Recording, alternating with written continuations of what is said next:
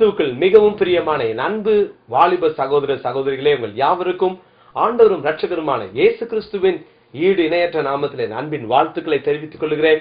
இந்த நாளிலும் கூட இந்த நிகழ்ச்சியின் மூலம் உங்களை சந்திப்பதில் நான் மிகுந்த மகிழ்ச்சி அடைகிறேன். அன்பு வாலிபர்களே, ஆண்டவர் இந்த நாளிலும் நம் மத்தியிலே ஒரு அன்பு சகோதரர் பாஸ்டர் ஐசக் டேனியல் அவர்களை நம் மத்தியிலே ஆண்டவர் கொண்டு வந்தது மிகுந்த சந்தோஷம். நம்முடைய வாலிப ஓட்டம் நிகழ்ச்சியில் அவர்களை பார்ப்பது உண்மையாகவே ஆண்டவர் நமக்கு கொடுத்த பெரிய கிருபை. பல சாதனைகளை ஆண்டவருடைய நாம மகிமைக்காய் செய்திருக்கிறார்கள். விசேஷமாய் அவர்கள் வேத புஸ்தகத்தை சம்பந்தப்பட்ட பல காரியங்களை அவர்கள் செய்திருக்கிறார்கள். அன்பு சகோதரன் மத்தியிலே அவர்கள் தங்களுடைய வாழ்க்கை, தன் செய்த சாதனைகள் எல்லாவற்றையும் நமக்காக அவர்கள் சொல்லி காண்பிப்பார்கள். அவர்கள் நம் மத்தியில் இருப்பது மிகுந்த சந்தோஷம். அன்போடு அன்பு சகோதரனை நாம் இப்பொழுது வரவேற்க போகிறோம். பிரைஸ் லார்ட் அண்ணே. ரொம்ப சந்தோஷம் நீங்க உங்களை சந்திக்கிறதுல. நியூ லைஃப் ஜெம்ஸ் சர்ச்ல நீங்க போதகராக நீங்க பணியாற்றுறீங்க. ரொம்ப சந்தோஷம். சரி, எங்களுடைய வாலிப ஓட்டம் நிகழ்ச்சிக்கு உங்களை அன்போடு நாங்கள் வரவேற்கிறோம். நானும் இதுல மிகவும் சந்தோஷப்படுறேன். இந்த வாலிபர் ஓட்ட நிகழ்ச்சியின் மூலமாக ஒவ்வொரு வாலிப உள்ளங்களை இந்த நாளிலே சந்திப்பதில் மிகுந்த சந்தோஷப்படுகிறேன். கத்ததாமே இப்பொழுது இருக்கிறதை பார்க்கலாம் 1000 மடங்கு ஒவ்வொருவரையும் ஆசீர்வதிப்பாரா. தேங்க்யூ அண்ணே. சரி, நீங்க எங்க பிறந்து வளர்ந்தீங்க? உங்க சாதனைகள் எல்லாம் நம்ம பேசுறதுக்கு முன்னால உங்களுடைய அந்த சிறு பிராயத்தை பற்றி நீங்க கொஞ்சம் சொல்லுங்க. நான் பிறந்தது சென்னை பட்டணத்துல. ஆனா நான் முழுமையா வளர்ந்தது மதுரையில. சரி, மதுரைனாலே உங்களுக்கு அது டெம்பிள் சிட்டி. அந்த பட்டணத்துல தான் என்னுடைய 27 ஆண்டுகள் அங்கதான் என்னுடைய படிப்பு, வேலை, என்னுடைய எல்லா நிலைகளும் நான் அங்கதான் இருந்தேன். சரி. எங்க அப்பா லேப் சூப்பரண்டன்ட் இன் ரயில்வே ஹாஸ்பிட்டல், ரயில்வே துறையில ஒரு சிறப்பான ஒரு அதிகாரியாக இருந்தார். எங்க அம்மா ஒரு ஸ்கூல் டீச்சரா வேலை செய்துட்டு இருந்தாங்க. நாங்கள் லுத்ர மிஷன் திருச்சபையில அங்கத்தினர்களாக இருந்தோம்.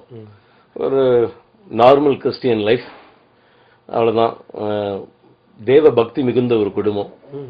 தேவ பக்தியில எங்க பெற்றோர் என்னை வளர்க்கறதுக்கு எல்லா விதத்திலும் அவங்க முயற்சி செஞ்சாங்க. ஆனா இவ்வளவு இருந்தும் ஆனா பயங்கர சேட்டக்காரன். ஆனா ஒவ்வொரு வருஷமும் என்னுடைய பள்ளி பருவங்கள்ல எங்க அப்பா ஏதாவது ஒரு நிகழ்ச்சிக்கு எனக்காக ஸ்கூலுக்கு வர வேண்டிய ஒரு சூழ்நிலை வந்து, நல்ல நிகழ்ச்சிகள் அவ்வளவு ஏதாவது ஒரு சேட்டை என்னை அந்த ஒரு நிர்பந்தமான நிலைக்கு தள்ளிடும். குறிப்பா சொல்லணும்னா என்னுடைய நம்ம கவர்மெண்ட் எக்ஸாம்ஸ் எல்லாம் 10th ஸ்டாண்டர்ட் அந்த மாதிரி நேரங்கள்ல பாத்தீங்கன்னா என்னுடைய 10ஆம் வகுப்புல திடீர்னு ஒரு பையன் கூட ஏற்பட சண்டை. அவன் என் கண்ணாடியை உடைச்சிட்டான். எனக்கு பதிலுக்கு என்ன பண்றதுன்னு தெரியல. அவன் தலையை கடிச்சிட்டேன். அவனை டாக்டர்ஸ் தூக்கிட்டு ஓட, நீ உங்க அப்பா அம்மாவோட வந்து டிசியை வாங்கிட்டு போன ஸ்கூல்ல சொல்ல. இப்படிப்பட்ட வினோதமான அனுபவங்கள். ஏதாவது நம்ம சேட்டை பண்ணக்கூடாதுன்னு அமைதியா தான் இருப்பேன். ஆனா என்னவோ ஒரு சூழ்நிலை. இங்க தமிழ் வாத்தியார் கூட என்னை பார்த்து கேட்பாரு, தம்பி உனக்கு யாராவது பிரதர்ஸ் இருக்காங்களா அப்படின்னு கேட்பாரு. அதனால இல்ல சார், எங்க வீட்டுல நான் ஒரே ஒரு பையன், எனக்கு ஒரு தங்கச்சி மாத்திரம் தான் அப்படின்னு சொன்னேன். இல்ல, நேற்றுக்கு இந்த டிஜிஎஸ் தினகரன் மீட்டிங் நடந்துச்சேப்பா, அப்பா அம்மாவுக்கு நடுவுல கை பிடிச்சிட்டு போனது வீட்டுல நல்ல பிள்ளை. அது நான் தாங்க. எப்படின்னா ஒண்ணும் தெரியாத அப்பா மாதிரி கை பிடிச்சிட்டு போறேன், இங்க ஒன்னா நம்பர் கேடுவாரு. சோ அவ்வளவு சேட்டை. ஏன்னு தெரியல. ஏதாவது ஒரு நிகழ்ச்சிகள் 12th விட்டு வைக்கல பாருங்க. 12th ஸ்டாண்டர்ட்ல ஒரு பையனை தெரியாம லெப்ட் ஹேண்ட்ல அடிக்க, அவனுக்கு இந்த கண்ணுக்கு கீழே 12 ட்ரையல் போட்டாங்க. ரத்தம் வராம இருக்காது. ஏதாவது இப்படிப்பட்ட ஒரு நிகழ்வுகள் ஒவ்வொரு வருஷமும். ஆனா இதெல்லாம் கடந்து எப்படியோ கல்லூரிக்குள்ள கால் வைக்க அந்த திரும்ப கல்லூரி வந்ததுக்கு அப்புறம் அமைதி ஆயிட்டீங்களா? அப்படித்தான் அமைதியா போயிட்டு இருந்துச்சு 2 வருஷம். நல்லா போயிட்டு இருந்ததே நினைச்சுக்கிட்டு இருந்தேன். எல்லாத்துக்கும் சேர்த்து வச்சு வந்த மாதிரி ஒரு பயங்கரமான நிகழ்ச்சி என் லைஃப்ல நடந்தது. எனக்கு சிறு வயசுல இருந்து அந்த ஸ்டாம்ப் கலெக்ஷன்ல இருந்து என்னுடைய ஹாபி. அது நல்ல காரியம் தானே. அதனால அது ஒண்ணுமே இல்லைன்னு தான் நினைச்சிட்டு இருந்தேன். நம்ம ஊர்ல என்னென்ன பொழுதுபோக்கு, இங்க சென்னை பட்டணத்துல எடுத்துக்கிட்டீங்கன்னா பீச் இருக்கு, நீங்க போகிறதுக்கு நிறைய இருக்கு. நாங்க குடும்பமா சினிமா போவோம். இப்படிலாம் ஒரு நிகழ்வுகள் இருந்துச்சு. ஏன்னா இதெல்லாம் தவறு இல்ல அப்படிலாம் சொல்றதுக்கும் எங்களுக்கு யாரும் இல்ல. அப்படிப்பட்ட சூழ்நிலைகள் நாங்க இப்படிதான் அப்படியே நாங்க குடும்பமா போய் கொண்டிருந்த காலகட்டங்கள். அதனால எனக்கு அதெல்லாம் வீட்டுல வந்து குமுதம், ஆனந்த விகடன் இந்த மாதிரி புக்ஸ் எல்லாம் இருக்கும். நான் ஸ்டாம்ப் கலெக்ட் பண்ணிட்டு இருந்தேன். கொஞ்ச நாள் கழிச்சு ஹார்லிக்ஸ் அட்வர்டைஸ்மெண்ட், பூஸ்ட் அட்வர்டைஸ்மெண்ட், இப்படி அட்வர்டைஸ்மெண்ட்ஸ் எல்லாம் சேர்த்து வைக்க ஆரம்பிச்சேன். கொஞ்ச நாள் ஆச்சு. இப்படி நான் என்னுடைய சீனரிஸ், ஃப்ளவர்ஸ், வேர்ல்ட் லீடர்ஸ், இப்படி ஒவ்வொன்றுக்கும் பிரத்யேகமா ஒரு ஆல்பம் தயாரிச்சு, ஆமா எல்லாம் அழகா அதை நீட்டா அதை பைண்ட் பண்ணி பியூட்டிஃபுல்லா சேர்க்கிற வழக்கம் என்கிட்ட அப்படியே நாளடையில வந்துகிட்டே இருந்துச்சு. இதனுடைய அப்புறம் கிரிக்கெட், டென்னிஸ், விளையாட்டு துறைகள்ல இப்படி ஒவ்வொன்றுக்கும் ஆல்பம் என்கிட்ட இல்லாத கேட்டகரியே இல்லை. அப்புறம் என்னுடைய ஹையர் செகண்டரி ஸ்டேஜ் வரும்போது casual wears, suits, churidars, saris, இப்படி ஒவ்வொன்றுக்கும் எந்த ஒரு டிசைனர்ஸும் அந்த அளவுக்கு வச்சிருக்க மாட்டான். அப்படி பிரத்யேகமா படங்கள்லாம் சேர்க்க ஆரம்பிச்சேன். கல்லூரிக்குள்ள கால் எடுத்து வைத்த நேரம் பசங்க எல்லாம் கேட்டாங்க, என்னப்பா நீ பெரிய இவ்வளவு பியூட்டிஃபுல்லா கலெக்ட் பண்ற, நீ பெரிய ரஜினிகாந்த் ரசிகனாச்சே, மாதுரி தீட்சித்துடைய ரசிகன், நீ ஏன் அவங்களுக்குலாம் ஆல்பம் சேர்க்க கூடாது அப்படின்னு சொன்னாங்க. என்னப்பா ரஜினிகாந்துக்கு ஆல்பமா? எனக்கு ஆனா பயங்கரமா, அதாவது அந்த காலகட்டத்துல அவர் வந்து ஒரு படத்துல கூலியா வருவார். அதனால நானும் ரெட் பேண்ட், ரெட் ஷர்ட், இப்படி ரெட் கலர் கர்ச்சீஃப் கட்டிட்டு கல்லூரிக்கு போன நாட்கள்லாம் அப்படி ஒரு மாதிரி தீவிர ரசிகன். அப்படிப்பட்ட காலகட்டம். ஏன்னா பசங்க இப்படி சொன்னாங்க, ஐயோ படம்லாம் இப்படி வீட்டுல இப்படி இந்த மாதிரி சினிமா ஸ்டார்ஸ் நான் சேர்த்தது கிடையாது, இல்ல உனக்குதான் இப்படிப்பட்ட தாளம் இருக்குப்பா, நீ தான் சேர்க்கணும்னு என்ன நல்லா உற்சாகப்படுத்திட்டாங்க. இல்ல உசுப்பேத்திட்டாங்க நம்ம லாங்குவேஜ்ல சொல்றதா இருந்தா. நானும் சேர்க்க ஆரம்பிச்சேன்னு பசங்களும் படங்கள்லாம் வாங்கி கொடுத்தாங்க. ஒவ்வொரு ரஜினிகாந்துக்கு 15 ஆல்பம், மாதுரி தீட்சித்துக்கு 5 ஆல்பம், இப்படி ஒவ்வொரு ஸ்டார்ஸ்கா ஆல்பம் கலெக்ட் பண்ண ஆரம்பிச்சேன். படங்களுக்கு எங்க போறது? பசங்க ஸ்டார்டிங்ல எங்க வீட்டுல இருக்கிற புக்ஸ் இல்ல ஃப்ரெண்ட்ஸ் கொடுக்குற புஸ்தகத்தை வச்சு படங்களை சேர்த்து இப்படி எல்லாம் ஆல்பம் பண்ணிட்டு இருந்தேன். நாளடைவில் அது எனக்குள்ள ஒரு அடிக்ஷன், ஒரு அடிமைத்தனத்துக்குள்ள. ஏன்னா சத்துரு எவனை எப்படி விழுங்குதான்னு சொல்லி வகை தேடி சுற்றி துருகிறான்னு வசனம் சொல்லுது. என்கிட்ட அந்த காலகட்டங்கள்ல எனக்கு எந்த ஒரு தீய பழக்கங்களும், ஒரு பெண்ணுகிட்ட உட்காந்து ரொம்ப நேரம் பேசுறது, இல்ல சிகரெட்ஸ், இந்த மாதிரி எந்த ஒரு கெட்ட பழக்கங்களும் இல்ல, தண்ணி அடிக்கிறதோ எதுவும் இல்ல. ஆனா அவனுக்கு எதுல நம்மளை வீழ்த்துறான்னு அந்த கேட்டகரியிலயா என்னன்னு தெரியலன்னா, அந்த சூழ்நிலையில படங்களுக்காக நான் என்ன பண்றதுன்னு தெரியல. பசங்க சொன்னாங்க, ஏன் லைப்ரரியில இருந்து எடுடா, நாங்க பேர் புஸ்தகமாவே எடுத்துக்கிட்டு இருக்கிறோம், நீ என்ன ஏன் எடுக்க அப்படின்னா. எனக்கு ஃபர்ஸ்ட் டைம் கை பயங்கரமா நடுங்கிருச்சு. அந்த லைப்ரரியில இருந்து ஒரு படத்தை கிளிக்கிறதுக்குள்ள வேர்த்து கொட்டி போச்சு. ஆனா ரெண்டாவது தடவை 3வது தடவை துணிகரம் வந்துருச்சு. தாராளமா அப்படி கேஷுவலா போய் எடுத்துட்டு வரேன். ஆனா பழமொழி சொல்ற மாதிரி பல நாள் திருட ஒரு நாள் அந்த மாதிரி ஒரு நாள். அப்போ ஃப்ரண்ட் லைன் ஒரு மேகசின் பாத்திருக்கீங்களா? ரொம்ப அழகா இருக்கும், பேப்பர்ஸ் எல்லாம் சோ பியூட்டிஃபுல். அதுல ஒரு 10 பக்கத்துக்கு அழகா இந்த சினிமா நட்சத்திரங்களை வச்சு அதை எடுத்துக்கிட்டு இருக்க நேரத்துல என்ன லைப்ரரியன் கையும் களமா வந்து பிடிச்சாங்க. இது வரைக்கும் கல்லூரியில காணாம போன அவ்வளவுக்கும் நான் தான் காரணம் அப்படின்னு என்னை கையெழுத்து போட சொன்னாங்க. எனக்கு முன்னாடி எவ்வளவு பேர் எடுத்துட்டு போறதெல்லாம் பார்த்துருக்கிறேன் சார். என்னைய போய் இல்லைன்னா போலீஸ்ல பிடிச்சு கொடுத்துருவேன் நாங்க. ஏன் நான் அப்படியே ஒரு மாதிரி பயந்து விளவலத்து போய், ஐயா தயவு செய்து என்ன விட்டுடுங்கன்னு காலில் விழுந்து கெஞ்சாத குறைய அவங்கள கேட்டேன். அழுது, ஐயோ தயவு செய்து என்ன மன்னிச்சிருங்க, எங்க அப்பா அம்மாக்கெல்லாம் தெரிஞ்சா அவங்க உயிரே விட்டுருவாங்க அந்த அளவுக்கு. ஏன்னா அவ்வளவு கெஞ்சி பார்த்துட்டேன். இல்ல நீ கையெழுத்து போடலன்னு என்ன பண்றேன் பாருன்னு கெஞ்ச மிஞ்சினாங்க. ஆனா அதனுடைய ஒரு வேகம் என்னன்னு தெரியல, பலாருன்னு அரைஞ்சிட்டாங்க. நான் அந்த நேரத்துல என்ன செய்யன்னு தெரியல, வெளியில ஓடி வந்துட்டேன். வெளியில ஓடி வந்து பசங்கள்கிட்ட சொல்றேன், ஒரு ஸ்டாஃப் அதுவும் லைப்ரரியன் நம்மளை எப்படி அடிக்கலாம், இதுதான் சான்ஸ். நம்ம பசங்களுக்கு காத்து கிடக்குறாங்க, ஏதாவது பிரச்சனை வருமானு காத்து கிடந்தாங்க. அடிச்சு நொறுக்குனாங்க ஹாஸ்டல்ல.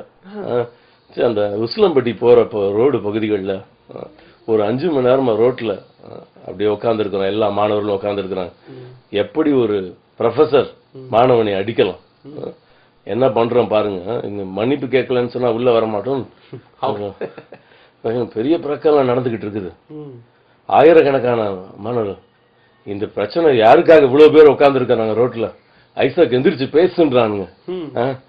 அன்னைக்கு எங்க இருந்தா வந்துச்சோ தெரியல ஒரு வேகம். அது எங்க கருமாத்தூர் பகுதிகளில் பார்த்தா மலை குன்று மாதிரி எல்லாம் இருக்கும். ஒரு குன்று மேல ஏறி நின்று பேசினேன். ஏய், இது ஐசக் என்ற தனிப்பட்ட மாணவனுக்கு ஏற்பட்ட பிரச்சனை என்று அமைதியாக இருந்து விடாதீர்கள். இது ஒட்டுமொத்த மாணவ சமுதாயத்துக்கு ஏற்பட்ட அவமானம். மாணவர்களை ஒன்று திரளுங்கள் அப்படின்னு. ஆமா, அதனால எனக்கு தெரியல, நீ அங்க இருக்க வேண்டிய ஆள் இல்ல, ஆண்டவர் இங்க உட்கார வச்சிருக்கிறாரு நான் தெரியல. ஆனா அன்னைக்கு பேசின வேகம் பசங்கள்லாம், ஆனா கொஞ்ச நேரத்துல இது வரைக்கும் அப்படிப்பட்ட ஒரு போலீஸ் பரம்படியை நான் பார்த்ததே இல்லை. வந்து அடி விழுது. என் ஃப்ரெண்ட்ஸ் எல்லாம் இதுல அந்த வண்டியில போலீஸ் ஜீப்ல இழுத்துட்டு போறாங்க. நூத்துக்கணக்கான வாலிபர்கள் அன்னைக்கு போலீஸ் ஸ்டேஷன்ல. ஆனா இத்தனைக்கு நடுவுல இந்த போராட்டத்துக்குரிய வாலிபர்கள் என்ன பண்ணாங்க, இதுல இந்த சீன்ல நீ இருக்கக்கூடாது, நீ வெளியில இருந்து இன்னும் இந்த பிரச்சனையை பெருசாக்கும், மதுரை ஃபுல்லா இது வந்து பயங்கரமா பூதாகரமா எழும்பணும் அப்படின்னு சொல்லிட்டாங்க. அப்படி வெளியே வந்ததுதான் நான் இப்போ அன்னைக்கு நைட்டோட நைட்டா எல்லா வாலிபர்களுக்கும் போய் நான் சொல்லிக்கிட்டு இருக்கிறேன். ஐயோ, எல்லா வாலிபர்களும் எல்லா சேர்மனுக்கும் போய் பேசிட்டு இருக்கிறேன். இது உங்களுக்கு ஏதாவது ஒரு பிரச்சனைனா நாங்க உயிரை கொடுப்போம். மற்ற காலேஜ், நீங்க எல்லா காலேஜஸும் மதுரை ஃபுல்லா strike. Anna bus stand, Periyar bus stand, அங்கங்க போலீஸ் தடியடின்னு ஒரு மதுரையில் இருக்கிற அனைத்து கல்லூரிகளும் அல்லோலப்பட்டது நாட்களை. இன்னைக்கும் எனக்கு உடம்பு மெய்சில் இருக்குது. 7 நாட்கள் பயங்கரமான ஸ்ட்ரைக். எல்லா மதுரையில் இருக்கிற அனைத்து கல்லூரிகளும் மூடப்பட்ட நிலை. எங்க காலேஜ் 40 நாள் ஸ்ட்ரைக்ல மூடப்பட்ட நிலை. ஆனா இதுலயும் ஒரு வேடிக்கை பாத்தீங்கன்னா, இவ்வளவு நடந்தும் எங்க வீட்டுல நான் ரொம்ப நல்ல பிள்ளை மாதிரி காலேஜுக்கு போயிட்டு வரேன். அவங்க வீட்டுல பேசிருப்பாங்க, என்னடா அவங்க காலேஜ் ஸ்ட்ரைக்காக ஒரு பையன் இப்படி எல்லாம் பண்றான். சரி, அப்புறம் என்ன ஆச்சு? அந்த சூழ்நிலை, இந்த ப்ராப்ளத்தினுடைய உச்சகட்டம் போலீஸ் ஸ்டேஷன்ல இருந்த என்னுடைய சக மாணவர்களுடைய பேரண்ட்ஸ் எல்லாம், என் பிள்ளைக்கும் இதுக்கும் எந்த சம்பந்தமும் இல்லை, இனிமே இதுல என் பிள்ளை சம்பந்தப்பட மாட்டான்னு ஒவ்வொரு பையனா வெளியில வர த என்டையர் காலேஜ் நிர்வாகம் இப்போ என் மேல இந்த ப்ராப்ளம் நெருக்க ஆரம்பிச்சாங்க. ஸோ பேப்பர்ல எல்லாம் நியூஸ் வந்துச்சுன்னு அன்றைக்கு மாலை முரசு, மாலை மலர்ல எல்லாம் முதல் பக்கத்துல போட்டாங்க. Hindu, Indian express, all the Tamil news papers எல்லாம் செகண்ட் பேஜ்ல போடுறாங்க. இந்த கல்லூரியை சேர்ந்த வாலிபன் ஐசக் டேனியல் உலக சாதனை போன்ற விலையுயர்ந்த புஸ்தகங்களில் இருந்தெல்லாம் பக்கங்களை கிழித்தது மாத்திரமல்லாமல் மதுரையில் இருக்கிற அனைத்து கல்லூரி மாணவர்களுடைய வன்முறையை தூண்டி விட்டாருன்னு போட்டாங்க. என்ன செய்யறதுன்னு தெரியல.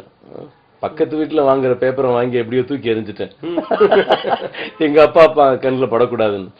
ஆனா இதனுடைய வேகம் மிக தீவிரமா போய் கொண்டிருந்தது. காலேஜ்ல இருந்து என்னை டிஸ்மிஸ் பண்ண போறாங்க, டிசியை கிழிச்சு கொடுக்க போறாங்கன்னு. என்ன செய்யறதுன்னு தெரியல.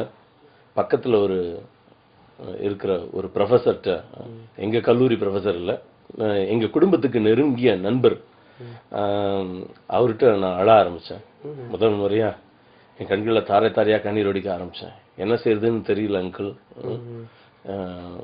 பேசாம நான் நேற்றைய தினத்துல மருந்து மாத்திரையெல்லாம் எடுத்துட்டேன். பேப்பர்ல பேர் வந்து குடும்பத்துக்கு கேவலம், எல்லாத்துக்கும் கேவலம்னு. எங்க அப்பா லேப் சூப்பரண்டன்ட்னு சொன்னாங்கல்ல, அதனால வீட்டுல மருந்து மாத்திரைக்கு பஞ்சம் இருக்காது, எல்லா மருந்தும் எடுத்து சாங்க. ஆனா என்னன்னு தெரியல. ஆனா அன்னைக்கு இது தேவ செயலா என்னன்னு தெரியல, ஏதோ ஒரு காரியம் என்னை தடுக்கிறத என்னால ஃபீல் பண்ண முடிஞ்சு. அந்த தற்கொலை முயற்சியிலிருந்து எப்படி விடுபட்டேன்னு எனக்கு இன்னைக்கு வரைக்கும் என்னால புரிஞ்சு கொள்ள முடியலன்னு. எங்க பாட்டியா, எங்க குடும்பத்தாரு, அதான் ஐனிக்கையாலும் லோவிஸையாலும் ஜெபிச்ச ஜபமா என்னன்னு தெரியல. அந்த மாதிரி எங்க பாட்டி, எங்களுடைய பேரண்ட்ஸ் ஜெபிச்ச ஜபமா என்னன்னு தெரியல. ஆனா அந்த சூழ்நிலையில இருந்து எப்படியோ வெளியில வந்தேன். அந்த ப்ரொஃபஸர்கிட்ட வந்து கதறி அழுதுறேன், எப்படி எங்க அப்பாவை நீங்க காலேஜுக்கு கூட்டு போவீங்களோ எனக்கு தெரியாது, ஆனா இதுதான் சூழ்நிலை அப்படின்னு சொன்ன உடனே அவர் காரியத்தெல்லாம் ரொம்ப புரிஞ்சுக்கிட்டார். எங்க அப்பாவை ஒரு நாள் அங்க கூட்டி கொண்டு போனான். அங்க பிரின்சிபலுடைய கால்கள் எல்லாம் விழுந்து அழுதாங்க. எங்க அப்பா அழுது இருக்கிறார். அவங்க. ஏன்னா இவ்வளவு பெரிய கலாட்டா, அது இருக்கிறதுலயே ரொம்ப தூய்மையான கல்லூரின்னு பேர் பெற்ற கல்லூரிங்க. ஆனா நம்ம போய் நாங்க கால் வச்ச நேரம் அது அது என்னன்னு சொல்றதுன்னு தெரியல. ஆனா எங்க அப்பா விழுந்து அழாத குறைய அழுது இருக்கிறார். அந்த டிசிய கிழிச்சு வெளியில அனுப்புறதுன்றத அவங்க மனம் மாறி, ஆனா ஃபைனல் இயர்ல எல்லா பாடத்தையும் என்னை ஃபெயில் பண்ணாங்க. என்னுடைய பிஎஸ்சி கெமிஸ்ட்ரியில என்னுடைய ஃபைனல் இயர்ல எல்லா பாடங்களும் ஃபெயில் ஆக்கப்பட்டவனா இருந்தேன். ஆனா அந்த அந்த இடைப்பட்ட நாட்கள்ல என்ன செய்யறது, பிள்ளைய ஏதாவது ஒரு இன்னும் வீட்டுல ஐடியலா இருக்கக்கூடாதுன்னு சொல்லி என்ன ஒரு கம்ப்யூட்டர் கோர்ஸ்ல சேர்த்து விட்டாங்க. அன்னைக்கு கம்ப்யூட்டர் பாயிண்ட், ஆப்டெக் இதெல்லாம் ரொம்ப ஃபேமஸ். நான் கம்ப்யூட்டர் பாயிண்ட்ல சில மாதங்கள் படித்து சைட் பை சைடு அதை படிக்க ஆரம்பிச்சேன். அதே வேளையில என்னுடைய இளநிலை பட்டப்படிப்பையா ஒரு வழி அந்த காலேஜ்ல இருந்து வெளியில வந்துட்டேன். அதை பாஸ் பண்ணி வெளியே வந்தேன். ஆனா இந்த படிச்ச நேரம் எனக்கு கெமிஸ்ட்ரினா ரொம்ப பிடிக்கும். நான் அதுலதான் டாக்டரேட்லாம் பண்ணணும்னு ஆசைப்பட்டேன். என்னுடைய ஆம்பிஷன், என்னுடைய கோல்ஸ் அந்த மாதிரி இருந்துச்சு. ஆனா அந்த கம்ப்யூட்டர் துறைக்கு வந்தோன்னு என்னுடைய கவனம் திசை மாற ஆரம்பிச்சது. அதுல என்னுடைய ஈடுபாடு அதிகமா ஈர்க்க ஆரம்பிச்சது. அந்த 3 மாதம் நான் அந்த கோர்ஸை படிச்ச உடனே எனக்கு நல்ல வேலை கிடைச்சிருச்சு. ஒரு கம்பெனியில கம்ப்யூட்டர் ப்ரோக்ராமரா நான் போய் ஜாயின் பண்ணேன். முதல் மாசம் 1991ஆம் ஆண்டு 800 ரூபாய் சம்பளம் வாங்குறேன். வாங்கிட்டு வந்து எங்க பேரண்ட்ஸ் கையில கொடுத்தேன். ஸோ அது கொஞ்சம் கொஞ்சமா சம்பளம் உயர ஆரம்பிச்சது.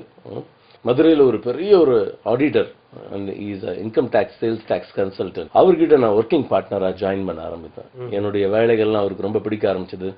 வேலையில என்னுடைய சின்சியாரிட்டியை காண்பிக்க ஆரம்பிச்சேன். நீங்க ரட்சிக்கப்பட்டீங்க அப்போ? இல்ல, ரட்சிக்கலாம் படலன்னு. ஆனா வேலையில உண்மையும் உத்தமமா இருந்தேன். அது எனக்கு என்னுடைய ஸ்டைல் எல்லாம் கொஞ்சம் கொஞ்சமா அதிகரிக்க ஆரம்பிச்சது. ஒரு மைனர் செயின், என்ன ரேபான் கிளாஸ், அப்படி எல்லாம் வாங்கி கொடுக்க ஆரம்பித்தாங்க. ரொம்ப ஒரு சோடா புட்டி கண்ணாடி மாதிரி ஒண்ணு போட்டுட்டு இருந்த வேலைகள்லாம் போய் அவங்களுக்கு ரொம்ப பிடிச்சு போச்சு. ஒரு நாள் ஆனா அவர் கேபின்ல கூப்பிட்டு சொன்னார், டேனியல், எந்த சூழ்நிலையும் நீ என்னை விட்டு போக கூடாது, நீ இங்கதான் இருக்கணும், உன்னுடைய உண்மை உன்னுடைய நேர்மை பிடிச்சிருக்குன்னு சொன்னார். ஆனா அதெல்லாம் இருந்துச்சு. எங்களுடைய கம்பெனி வளர ஆரம்பித்தது. இப்படிப்பட்ட சூழ்நிலைகள்ல ஃப்ரெண்ட்ஸோட சேர்ந்து லிக்கர்லாம் சாப்பிட ஆரம்பிச்சேன்னு. இல்லண்ணா, அது என்னன்னு தெரியல, அதே வந்துருச்சு. என்னப்பா இது ஒரு தப்பு இல்லப்பா, என்னப்பா நான் வேற ஊருக்கு டிரான்ஸ்பர் ஆக போறேன், எனக்காக ஒரு சிப் குடிக்க கூடாதுன்னா இப்படி அநேகருடைய இன்னைக்கு அநேக வாழ்க்கை சொல்லும் போது ஒரு தம்பி ஒரு நாள் ஒருத்தன் கேள்வி கேட்டான். பவுல் தீமோத்தேயுக்கு சொல்லும் போது, நீ கொஞ்சம் திராட்சை ரசத்தையும் நீ வயிற்றுக்காக எடுத்துக்கோ, அதனாலதானே நான் எடுக்க ஆரம்பிச்சுட்டேன். சிலர் அதை தப்பா யோசிக்கிறது உண்டு. தவறான, அதாவது that's not liquor இல்லையா? அது பவுல் சொன்னது ஜூஸ் தான், திராட்சை ரசம் தானே, மதுபானமா சாப்பிடுங்க, திராட்சை ரசம் தானே. அது தப்பா நிறைய பேர் இன்னைக்கு நீங்க சொன்ன உடனே நிறைய பேர் அதை தப்பா, ஈவன் ஒரு சில பெரியவங்களே, அந்த ஃபாரின் மோகம் இருக்கிற நிறைய பெரியவங்களை நான் பார்த்திருக்கேன். பவுல் தானே சொல்லியிருக்காரு, பவுல் மதுவா பிடிக்கிறாரு, இப்படி நிறைய பேரு அது தப்பா எடுக்கிறது உண்டு. அப்படி அது உங்க வாழ்க்கையில வந்துருச்சு, என் வாழ்க்கையிலயும் வந்துச்சு. ஆனா இந்த சினிமாவெல்லாம் நான் விடல, இந்த படம் சேர்க்கறத விட்டுட்டேன். ஆனா இந்த சினிமா இதெல்லாம் என் லைஃப்ல இருந்துச்சு. எம்சிஏ படிச்சுக்கிட்டு இருக்கேன், சைட் பை சைடு எம்சிஏ படிக்கிறேன். எம்சிஏ படிக்கிறேன். ஃப்ரெண்ட்ஷிப் இதனுடைய காரியங்கள் தமிழ்நாடு பாடநூல் நிறுவனங்கள்லாம் எங்க இன்ஸ்டிடியூட்ல அந்த புக் டிசைனிங் பண்ற அளவுக்கு எங்களுடைய நிறுவனம் உயர ஆரம்பிச்சது. அநேகருக்கு ஐஓசி, இன்னும் மதுரையில பெரிய கம்பெனிஸ்ல எல்லாம் நாங்க வேலை வாங்கி கொடுக்க ஆரம்பிச்சோம். ஸோ அந்த அளவுக்கு எங்களுடைய நிறுவனங்கள் உயர ஆரம்பிச்சது. ஆரம்பிச்ச வேலை educational division, software division, designing அப்படின்னு சொல்லி ஒவ்வொன்றுக்கும் நிறைய பேரை வச்சு அசிஸ்டன்ஸ் எல்லாம் வைத்து வளர்ந்து கொண்டிருக்கிற வேலை. ஆனா 800 ரூபா வாங்கின ஐசக்கு இப்ப 8000 ரூபா வாங்குறேன். 95, 96ல மதுரையில அது ரொம்ப நல்ல சம்பளம் நினைச்சுக்கிட்டேன். ஆனா அந்த வேலையில தான் ஒரு ஆவிக்குரிய கூட்டத்துக்கு போனேன். அங்க சொல்றாங்க, சில யூத்ல எல்லாம் நாங்க எல்லா சர்ச்சஸ்லயும் ஒரு யூத் ஃபெலோஷிப் இருக்கும். அது போல லுத்ரா மிஷன் சர்ச்ல வந்து நான் ஒரு யூத் செக்ரட்டரியா ட்ரெஷரர் எல்லாம் இருந்திருக்கிறேன். ஏதாவது கேம்புக்கு போகும்போது சொல்லுவாங்க, இல்ல நீ இருக்கிற நிலையில உன்னை ஆண்டவர் உயர்த்துவார். நான் ஒரு கேவலமா சிரிச்சுப்பேன், இதுக்கு மேல என்ன உயர்த்தணும்? இல்ல நீ ஆண்டவரை ஏத்துக்கோ, உன்கிட்ட இருக்கிற வேண்டாத பழக்கங்களை நீ விட்டு விடுவேன்னா, உன்கிட்ட இருக்கிற தீமையான காரியங்கள், ஆண்டவருக்கு பிரியம் இல்லாத காரியம்னு இருக்கு, அதெல்லாம் நீ விடுவேன்னு சொன்னா உன்னை ஆண்டவர் உயர்த்துவார். நீ வேண்டிக் கொள்கிறதுக்கு நினைக்கிறதுக்கு மேல ஆண்டவர் உயர்த்துவார். புரிந்து கொள்ள முடியாதவனாக. ஆனா என்ன அந்த சூழ்நிலையில என்ன செய்யறதுன்னு தெரியலன்னு, ஆனாலும் கூட ஒரு முடிவு செய்தேன், இனிமே இந்த காரியங்களை நான் விட்டு விடுவேன். 97வது வருஷத்துல நான் ஒரு முடிவு எடுக்கிறேன். நான் அந்த மீட்டிங்ல நான் இனிமே போதை வஸ்துக்களுக்கு, அதாவது குடிதான் எனக்கு இருந்தது, அந்த குடிக்க மாட்டேன், இனிமே நான் சினிமாவில் என்னை ஈடுபடுத்திக்க மாட்டேன் அப்படின்னு சொல்லி ஆண்டவருக்கு நான் பிரியமா நடப்பேன்னு சொல்லி ஒரு சின்ன ஒரு பொருத்தனை எடுத்துக்கொண்ட வேலை. அந்த சூழ்நிலையில தான் எனக்கு சிங்கப்பூருக்கு முதல் முறையான பிரயாணம் பண்ணுகிற ஒரு நேரம். நீங்க வந்து ஆண்டவரை ஏத்துக்கிட்ட அந்த டைம்ல, அந்த நேரம், அந்த நிமிடங்கள் மறக்க முடியாத அனுபவங்கள். ஃபிளைட்ல ஏறி உட்காந்துட்டேன்னா சிங்கப்பூர் ஏர்லைன்ஸ், அது ஒரு செலிப்ரேஷன் வீக் அவங்களுக்கு. உலகத்துல அது வரைக்கும் நான் குடிக்கணும்னு ஆசைப்பட்ட மதுபானங்கள் இருக்குது, எல்லாம் ஃப்ரீயா வருதுன்னு. ஆப்பிரிக்கன் வைன், அமெரிக்கன் ஜின், சுவிட்சர்லாந்து, நியூசிலாந்து விதவிதமா காமிக்கிறோம். ஸ்காட்ச் அப்படின்னா கபில் தேவ் கையில அதை பார்க்கும்போது அதெல்லாம் குடுக்கறேன்றான். எனக்கு அப்படியே மனசுல கொஞ்சம் என்ன பாரு, ஒரு தடவை தானே, ஒரு நாள் தானே, யாரும் பாக்குறான், எத்தனையோ அடி உயரத்துல இருக்கிறோம் அப்படின்னு நினைச்சுக்கிட்டு இருந்த வேலை. என் பக்கத்துல கூர்க்னு ஒரு பகுதி இருக்குல்ல கர்நாடகால, அந்த பகுதியை சேர்ந்த ஒரு பெண்மணி என் பக்கத்துல வந்து உட்கார்ந்தாங்க. பிளைட்ல ரொம்ப ஃபேன்சியா வந்து உட்கார்ந்தாங்க. அவங்க டேக் தி அமெரிக்கன் ஜின் அப்படின்னு அதை வாங்கி கொடுக்குறாங்க. விதவிதமா வாங்கி குடிக்கிறாங்கன்னு என் பக்கத்துல உட்காந்து நம்ம பேச ஆரம்பிச்சோம். சும்மா ஜஸ்ட் ஜெனரலா பேசிட்டு இருந்தோம். ஹே, ஹேவ் யூ டேக் சம் அப்படின்னு. எனக்கா ரொம்ப கஷ்டமாயி போச்சு. என்ன சோதனை மேல் சோதனை மாதிரி அந்த அம்மா கேட்கிற கேள்வி எனக்கு ரொம்ப கஷ்டமா இருந்துச்சு. என்னடா அது, கை துரு துருன்னு. ஃபிளைட்ல தான் யாரும் இல்லையா, நான் கொஞ்சம் எந்திரிச்சு பாத்துக்கிட்டேன் யாராவது தெரிஞ்ச. ஏன்னா இந்த நிமிஷத்துல நான் ஒண்ணு சொல்ல மறந்துட்டேன். ஆக்சுவலி அந்த வேளையில தான் என்னுடைய தாய் மாமனார் பிஷப் தயானந்தன் அவர்களுடைய மகளை நான் திருமணம் பண்ண ஒரு கல்யாணம் ஆயிட்டு தான் நான் அங்க போறேன். அதனால அவரு ஒரு பெரிய பிஷப். ஆனாலும் சத்துரு சொல்றான், யாருக்கு தெரிய போகுது அப்படின்னு சமாளிச்சிடலான்னு. ஆனா என்னை பலப்படுத்துகிற கிறிஸ்துவனால எல்லாவற்றையும் செய்ய எனக்கு பலன் உண்டு என்கிற வார்த்தையின்படி ஒரு விசேஷத்தை பலத்தை கொடுத்தாரு. உன் பலவீனத்துல என் பலன் பரிபூர்ணமா விளங்கும்னு சொன்னவர் அந்த சூழ்நிலையை கடந்து வர எனக்கு கிருபை தந்தார். 8000 ரூபாய் வாங்கிட்டு இருந்த ஐசக் அந்த கொஞ்சம் உண்மையை பார்த்தா என்னன்னு தெரியலன்னு, நான் மாசம் 80,000 ரூபாய் வாங்குற ஒரு பெரிய கம்பெனியில போய் ஆண்டவர் என்னை அமர்த்தினார். IBM என்று சொல்லப்படுகிற தலை சிறந்த நிறுவனங்கள், லட்சங்கள் எனக்கு நல்ல கம்பெனிஸ்ல ஆஃபர் கிடைக்கிற ஒரு நல்ல ஒரு சூழ்நிலைக்குள்ள ஆண்டவர் என்னை கொண்டு போனார். அப்படிப்பட்ட சூழ்நிலைகள் சில மாதங்கள் நான் அந்த கம்பெனிஸ்ல வேலை செஞ்சுக்கிட்டு இருக்கிறேன். அந்த சூழ்நிலையில நான் தினந்தோறும் தவறாம சபைக்கு போகிறவனா, ஆனா அதிக நேரம் ஆண்டவரோடு கூட ஸ்பெண்ட் பண்ணிக்கிட்டு இருக்கிறேன். அந்த சூழ்நிலையில தான் ஒரு நாள் சிங்கப்பூர்ல ஆண்டவர் என் கூட திட்டவட்டமா பேசினார். அழைப்பு வருது. ஆண்டவருடைய அழைப்புக்கு அப்புறம் நீங்க கீழ்ப்படிஞ்சீங்களா? அதை பற்றி சொல்லுங்க. எரேமியா 30:19 வாசிக்கிறோம். கர்த்தர் உங்களை வர்த்திக்க பண்ணுவார், நீங்கள் குறுகி போவதில்லை, கர்த்தர் உங்களை மகிமைப்படுத்துவார் என்ற வார்த்தையின்படி ஆண்டவர் மகிமைப்படுத்தினார். God will multiply you and glorify you வாசிக்கிறோம். போல ஆண்டவர் கொஞ்சம் கீழ்ப்படியும் பொழுது எவ்வளவு அதிகமா ஆசீர்வதிக்கிறார் என்பதை ரியலி ஆண்டவர் என் லைஃப்ல அதை அனுபவிக்க கிருபை தந்தார். நல்லா ஆண்டவருக்கு அவருடைய மேல மிகுந்த ஒரு ஈடுபாடு. என்னை போல வழி தவறின இளைஞர்களுக்காக நம்ம ஏதாவது செய்யணும், நம்ம அதிகமா ஜெபிக்கணும்னு சொல்லி வேலையை விட்டு டோஷி என்கிற கம்பெனியில வேலை செய்து கொண்டிருந்த நேரம் வேலை நேரா இப்போ அங்க சிமிர்ன அசம்பிளி என்கிற ஒரு திருச்சபை உண்டு, யூஷன் என்கிற பகுதியில். அங்க போய் ஜெபிப்பேன், ஒவ்வொரு நாளும் ஜெபம் பண்ணும். அந்த போதகருக்கு ரொம்ப பிடிக்கும். அந்த அந்த நாட்களில் தான் ஆண்டவர் சொன்னார், கோ பேக், உன்னை போல வழி தவறின இளைஞர்களுக்காக நீ போய் ஊழியத்தை செய்யணும்னு ஆண்டவர் திரும்ப திரும்ப வலியுறுத்தினார். எனக்கு அடுத்த வேலை சாப்பாட்டுக்கு வழி இல்லாத குடும்பம் எங்க குடும்பம்.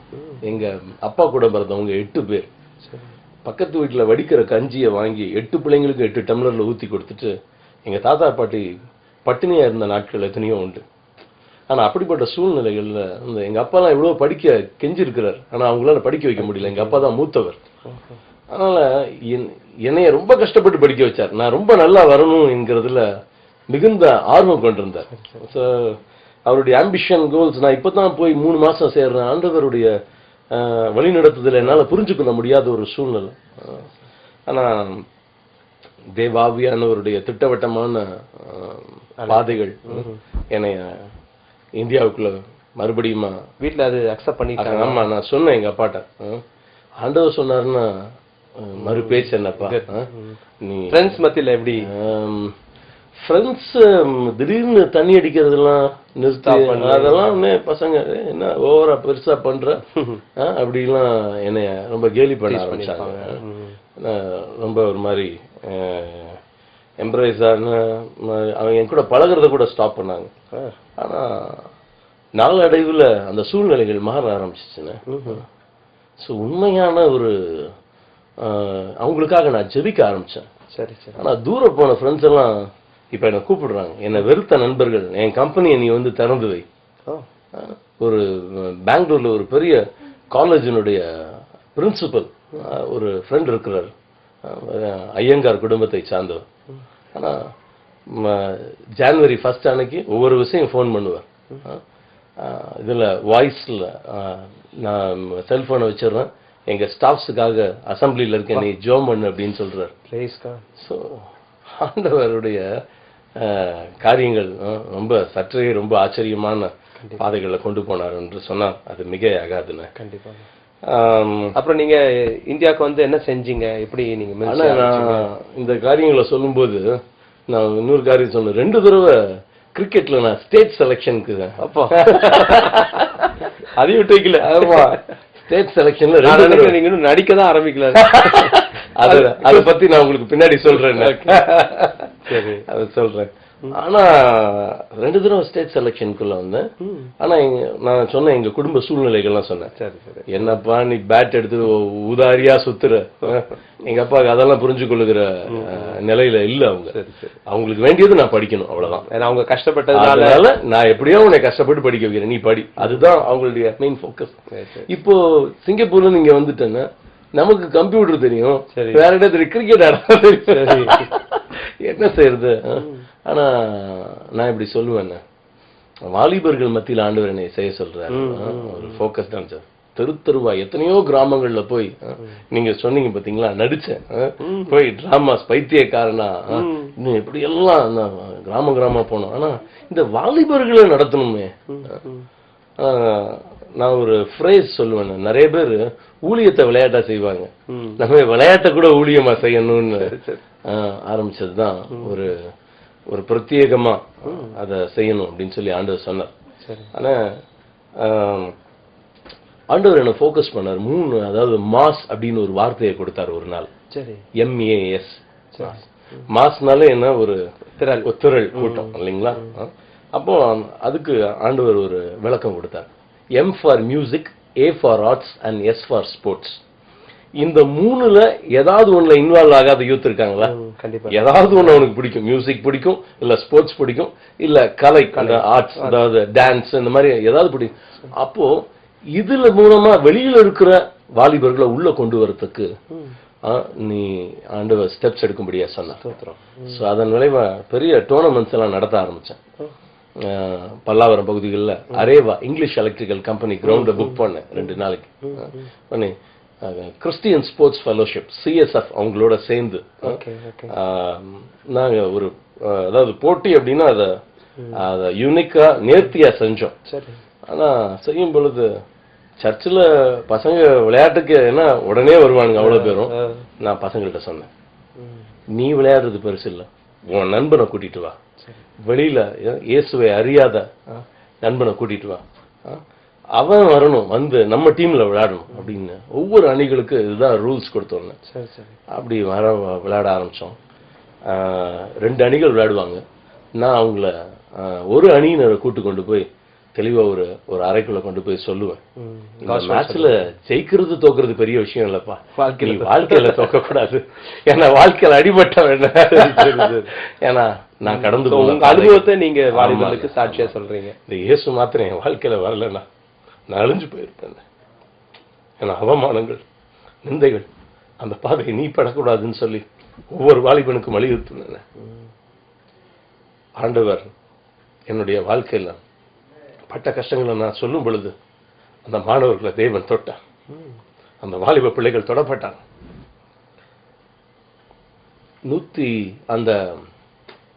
அந்த டோர்னமெண்ட்ல 250 வாலிபர்கள் அந்த ஒரு சீரீஸ்ல விளையாண்டாங்க. அதுல 175 பேர் ஆண்டவரை அறியாத பிள்ளைகள். அதுல அந்த டோர்னமெண்ட்ல மாத்திரம் 140 பேர் ஆண்டவரை சொந்த ரட்சகராக ஏற்றுக்கொண்டார்கள். 50 பேர் ஞானஸ்நானத்துக்கு ஒப்பு கொடுத்தாங்க. யார் யார் கூட்டி கொண்டு வந்தாங்களோ, எந்தெந்த சபை, எந்தெந்த திருச்சபைகள், அவங்கள்ட்ட நான் அதை ஃபாலோ அப் கொடுத்தேன். அவங்கள தொடர்ந்து நடத்தும்படியா சொல்ல ஆரம்பிச்சோம். இன்னைக்கு அந்த டோர்னமெண்ட் மூலமா ஒரு சர்ச்ல 7 வாலிபர்கள் ஞானஸ்நானம் எடுத்து இன்னைக்கு 7 குடும்பத்தினர் இன்னைக்கு சர்ச்சுக்கு வந்துகிட்டு இருக்காங்க. ஏன்னா வேதத்துல சொல்லப்பட்டிருக்கு, ஒரு ஆத்மா மூலமா பரலோகத்துல மிகுந்த சந்தோஷம் இருக்கும். சோ அத ஆண்டவர் ஒவ்வொரு இது போல நிறைய டோர்னமெண்ட்ஸ் நடத்தி, கிரிக்கெட், ஃபுட்பால், இன்னும் நிறைய வித்தியாசப்பட்ட கேம்ஸ் எல்லாம் நடத்தணும், வாலிபால், இந்த மாதிரிலாம் நடத்தி அது மூலமா இன்னைக்கு நிறைய வாலிபர் இன்னைக்கு சபைக்குள்ள வர கிருபை தந்திருக்கிறார். ஆர்ட்ஸ், ஆட்டம்னாலே கிறிஸ்தவ உலகில கொஞ்சம் ஒரு அலர்ஜி தான் இன்னைக்கு. ஆனா ஆடுற மாட்டை ஆடிதான் கற்கணும், பாடுற மாட்டை பாடி கற்கணும். இன்னொரு பழமொழியும் சொல்லுவாங்க, முள்ளாலதான் எடுக்கணும்னு. இந்த வருஷத்துல பண்ண டான்ஸ் லைக் டேவிட் அப்படின்னு ஒரு ப்ரோக்ராம் நடத்தணும். அங்க இருக்கக்கூடிய தென்சென்னை பகுதிகளில் இருக்கக்கூடிய நிறைய பள்ளிக்கூடங்கள், 25 ஸ்கூல்ஸ், 15 காலேஜஸ் அண்ட் 10 சர்ச்சஸ், 50 அணிகள் வந்து அந்த டான்ஸ்ல வந்து கலந்து கொண்டாங்க. இதேதான் நான் இப்ப கொஞ்ச நேரத்துக்கு முன்னாடி விளையாட்டுக்கு என்ன பண்ணணும் அதேதான். ஆனா பிரத்யேகமான ஸ்டேஜ், நல்ல லைட்டிங்ஸ் எல்லாம் பண்ணோம். டிவியில, அதாவது தொலைக்காட்சியில இந்த நிகழ்ச்சியை கொண்டு வரும் என்கிற ஒரு காரியத்தை கொண்டு வந்தோம். இது போல பிள்ளைங்க ஆடிடுவாங்க. அந்த டான்சர்ஸ், கோரியோகிராஃபர்ஸ், அவங்க ஃப்ரெண்ட்ஸ் கொண்டு போய் அவங்களுக்கு தேவனுடைய வார்த்தையை சொல்லுவேன். தேவனுடைய வார்த்தை என்ன, நீ தொட வேண்டிய சிகரங்கள் இன்னும் நிறைய இருக்குது, இதுதான் ஆட்டம் தான் உலகம்னு நினைச்சுக்காத அப்படி என்பது அவங்களுக்கு நம்ம யார் போக்கஸ் பண்ணுவோம்? இதுதான் உலகம் நினைச்சுக்கிட்டு இருக்கிறாங்க. ஏன்னா சினிமா உலகம், சினிமா மோகத்துல இன்னைக்கு நிர்மூலமாய் போய் கொண்டிருக்கிற அநேக வாலிபர்கள் இருக்கிறாங்க. நீங்க உங்களுக்கு தெரியாது ஒண்ணும் இல்லை, அவ்வளவு போய்கொண்டிருக்கிறோம். ஆனா அவங்க எல்லாத்தையும் சொல்லி கொண்டோம். ஒவ்வொருத்தருக்கா சொன்னோம், come back on your track, உன்னுடைய பாதைகளுக்குள்ள நீ வா, உன்னை ஆண்டவர் எடுத்து உயர்த்துவார்னு அவங்களுக்கு வார்த்தையை கொடுக்க ஆரம்பிச்சோம். 100கணக்கான பிள்ளைகள் ஆண்டவரை சொந்த ரட்சகராக ஏற்றுக்கொண்டாங்க. சோ இந்த மாதிரி ஆர்ட்ஸ் மூலமா பேச்சு போட்டிகள், இன்னும் அவங்களுக்குரிய திறமைகளை கொண்டு வருகிற வண்ணம் நிறைய காரியங்களை இப்படி செய்து கொண்டு இருக்கிறோம். அது மாத்திரமல்ல, மியூசிக். ஒரு வருஷம் நீங்க கூட அதுல எல்லாம் நம்ம எல்லாம் சேர்ந்து செஞ்சோம், ஞாபகம் இருக்கா உங்களுக்கு? அத யூனிக்கா வர்ஷிப் அண்ட் ஒர்க் ஷாப்.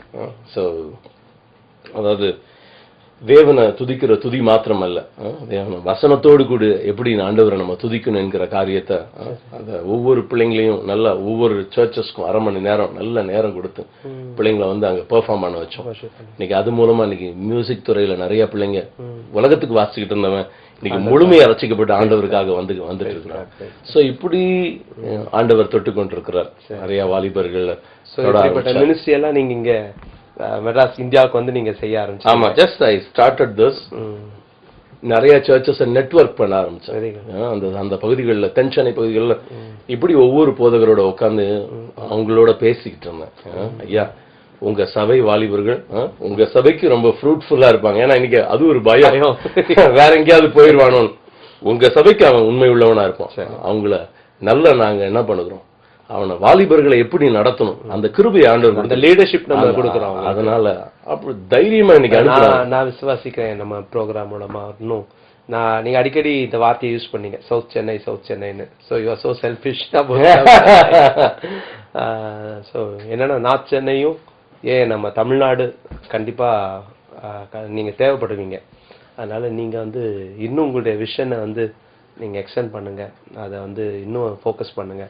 நான் வாழ்த்துறேன். இந்தியா முழுசும், உலகம் முழுசும் இப்படிப்பட்ட அநேக வாலிபர்களுக்கு நீங்க இன்னும் பிரயோஜனமா இருக்கும்படி, வசனம் சொல்லுகிறபடி இன்னும் பெரிய காரியங்களை கர்த்தர்களை கொண்டு செய்யும்படி நான் அன்போடு வாழ்த்துறேன்.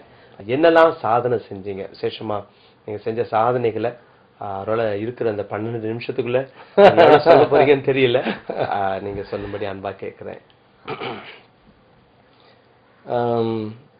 பெரிய சாதனை ஆனா எனக்கு அது ஒரு இப்படிதான் செய்யணும்னு இல்ல. பொதுவா ரொம்ப படிச்சவங்க வந்து அப்படிலாம் இல்ல. நாங்க ஒரு நாள் சன் நியூஸ் பார்த்துட்டு இருந்தேன். சரி, 100 மீட்டர்ஸ் பீஸா செஞ்சு ரோட்ல எல்லாம் வெட்டி சாப்பிட்டுக்கிட்டு இருந்தாங்க. உன் கத்துறான். எனக்கு அந்த டிவியில அந்த நிகழ்ச்சியை பார்த்துக்கிட்டு இருக்கும்போது கண்ணீர் வடிக்கிறேன். உலக பிரகாரமான ஒரு சாப்பாடை போய் இது உன் கத்து அடிக்கிறாங்களே. எனக்கு அப்பதான் ஒரு எண்ணம் எழுந்துச்சு. சரி, உலகிலேயே ஜீவ மண்ணான்னு இருக்கு, அந்த ஜீவனுள்ள வார்த்தை ஆண்டவர் வச்சிருக்கிறாரு, வசனம். இந்த இதை உட்கொள்ளுங்கன்னு சொல்றாருல, அதையே நம்ம இப்படி ப்ரொஜெக்ட் பண்ணக்கூடாதுன்னு ஒரு எண்ணம் எழுந்துச்சு. ஒரு பிளாஷ் பொறி தட்டுச்சு. ஏன் செய்யக்கூடாது அப்படின்னு அன்னைக்கு முடிவெடுத்தேன். உலகிலேயே மிக நீளமான வேதாகமம்னு ஒரு காரியத்தை 2 கிலோமீட்டர் நீளத்துக்கு ஒரு 2000 மீட்டர்ஸ் லாங் பைபிள் ஒரே லாமினேஷன்ல அதை உருவாக்கி ஜிஎஸ்டி ரோட்ல கொண்டு போனோம். மோர் தேன் 1000 பீப்புள். அத அப்படியே பிடிச்சு அப்படியே போனோம். ஒரு பெரிய ரேலியா போனோம். போலீஸ்ல பெர்மிஷன்லாம் வாங்கி செஞ்சீங்க நீங்க? அதை சொல்லுங்க.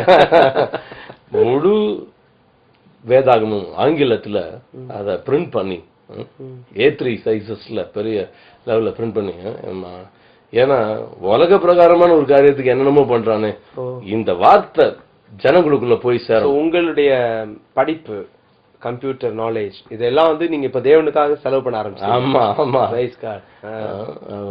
சரி, நீங்க இப்போ 2000 மீட்டர்ஸ் அத தெருவுல நாங்க எல்லாம் பிடிச்சிட்டு போயிட்டு இருக்கோம். நாங்க எந்த மீடியாவுக்கும் சொல்லல. அவ்வளவு தொலைக்காட்சி சேனல்ஸ் மாத்திரமல்ல, ஆல் த நியூஸ் பேப்பர்ஸ் எல்லாம் வந்து சேர்ந்தாங்க. அவங்க கேள்வி கேட்டாங்க, கிறிஸ்தவர்கள் பொத்தி வைக்கிற புஸ்தகத்தை இவ்வளவு பெருசா படிச்சுட்டு போறீங்களே அப்படின்னு, இதுல இருந்து நீங்க என்ன சொல்ல விரும்புறீங்கன்னு கேட்டாங்க. நான் வேதாகமத்திலிருந்து ஒரு வார்த்தையை சொன்னேன், இந்த ஜீவ நதி கடந்து போகிற இடமெல்லாம் ஆரோக்கியம் பிறக்கும். அந்த வார்த்தை நமக்கு அதான் சொல்லப்பட்டிருக்கு. அதனால இதுல இருந்து என்ன நீங்க சொல்ல விரும்புங்க? தமிழகத்துல மழையே இல்லாத ஒரு சூழ்நிலை, ஒரு மாபெரும் மழையை பொழிய செய்யணும். எல்லாம் பிளாஷ் கார்ட்ஸ்ல பிடிச்சிருக்கிறாங்க. ஒரு 100கணக்கான பிளாஷ் கார்ட். தமிழகத்துல ஒரு மாபெரும் மழை வேண்டி மாத்திரமல்ல, ஜிஎஸ் ரோட்ல it was accident zone. Accidents கம்மியாகணும், கொள்ளைகள் கற்பழிப்பு எல்லாம் கம்மியாகணும். அடுத்த நாள் பாத்தீங்கன்னா தமிழகம் எங்கும் பெரிய மழை. மாத்திரமல்ல, அது அடுத்த வருஷம் போலீஸ் ரிப்போர்ட்ஸ் 70% ஆக்சிடென்ட்ஸ் கம்மியாச்சுன்னு.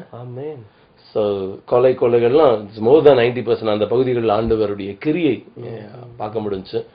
ஸோ இது உலகமெல்லாம் அதை அதிசயமா பார்த்தாங்க. சரி, ஆனா இது அதை எல்லா நியூஸ் பேப்பர்ஸ் எல்லாம் போட்டாங்க. a quite computer engineer. He quits the job in Singapore and doing some marvelous works among the Christian society.